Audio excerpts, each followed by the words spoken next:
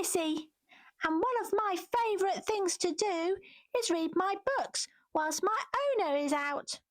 Do you like to read books too? Would you like me to read you one of my books? OK, well, today's story is about Bat, who just wants to make some friends, but everyone is scared of him. It's called I'm Not Scary by Raahat Kaduji.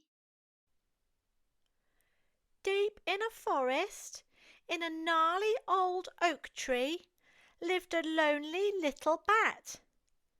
The forest was so dark, and his tree was so gnarly, no one ever dared to visit him. So every night, when bats come out to play, Bat would fly off in search of a friend.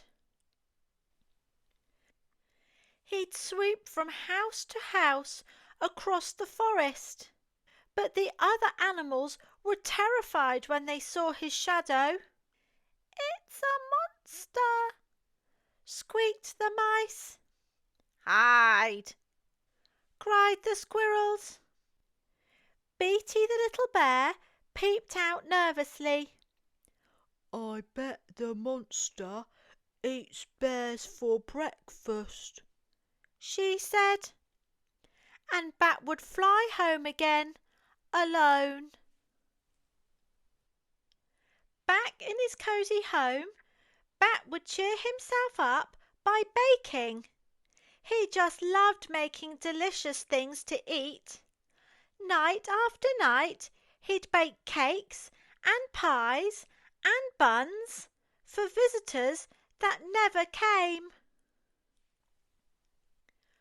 One autumn day, the other animals were gathering food for the winter. Everyone was busy filling baskets with apples and nuts and berries. "I'm going to pick the most," said Beaty. She grabbed the biggest basket and set off into the forest. "Don't go too far," called the others. "Remember the monster." But Beaty was already on her way. She picked more and more and walked deeper into the forest. She didn't even notice that it was getting dark, but then she came to the biggest, gnarliest old oak tree she'd ever seen. It was the perfect tree for a monster to live in, a monster who ate bears for breakfast. In fact, she could smell cooking now. Beaty was about to run when she realised the monster's cooking smelled rather good. Fresh bread and apple pies. Her tummy rumbled and she thought, "Perhaps I could just climb up and take a look." Bat was startled to hear a sound outside his house. Did he have a visitor?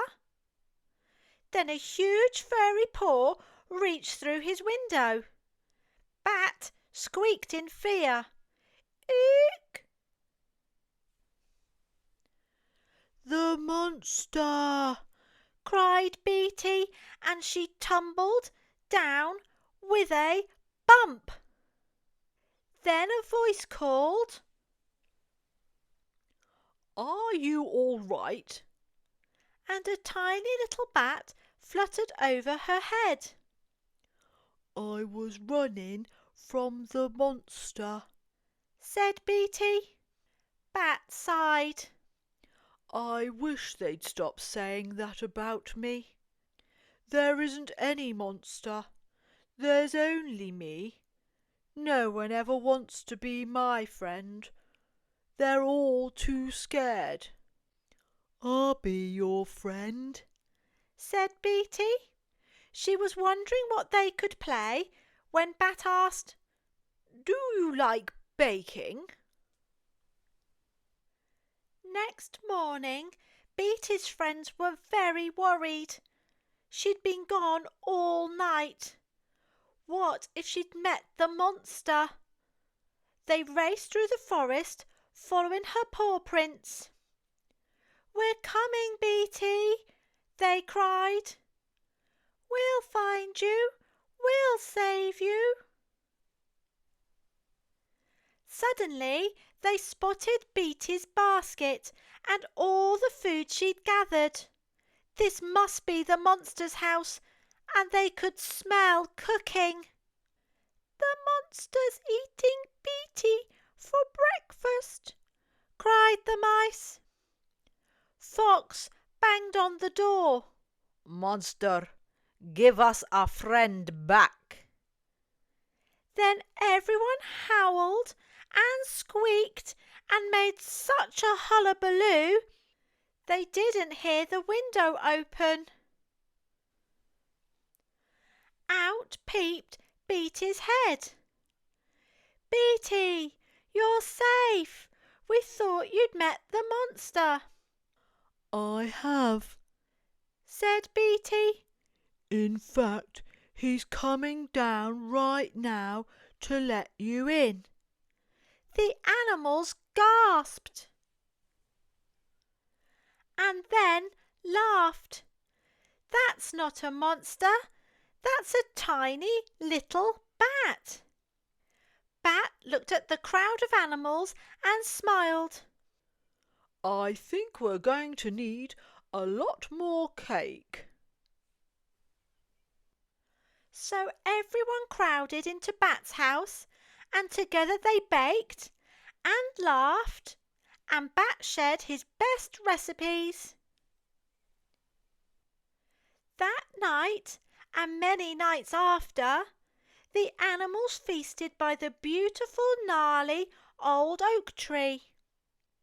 And they always loved to tell their favourite story of the scary monster, the brave bear, and the friendly little bat who loved to bake.